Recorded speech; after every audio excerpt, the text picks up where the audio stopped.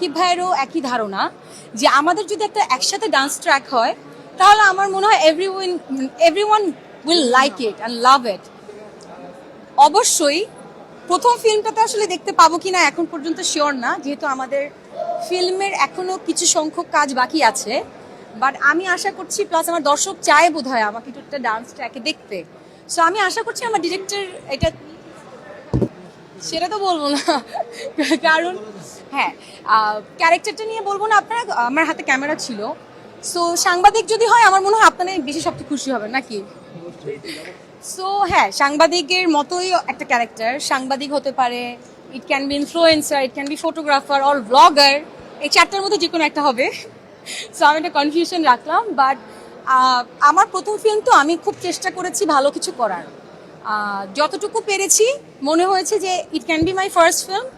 আমাদের সাথে আমাদের সুপারস্টার আছে সাকিব ভাইয়া, আমাদের যেই জনরাতে আমি কাজ করছি তাদেরও এটা প্রথম কাজ। তাদের যেমন একটা চ্যালেঞ্জ, আমার জন্যও কিন্তু একটা চ্যালেঞ্জ। সো আমার চ্যালেঞ্জ নিতে অনেক ভালো লাগে। সো ওই জায়গা থেকে আমার মনে হয়েছে এটা পুরো টিমের চ্যালেঞ্জ হবে। সো আমার এই কাজটা এই জন্যই করা মেনলি। আর আমি ফার্স্ট যখন বসি ফিল্মটা নিয়ে, আমি আমার ডিরেক্টরকে সেম কথা বলেছি।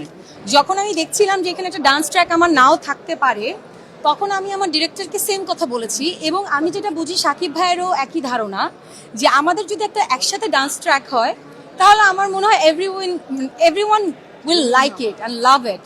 সো ওই জায়গা থেকে আমরা পুরো টিম চেষ্টা করছি, এখন আল্লাহ ভরসা বাকিটা।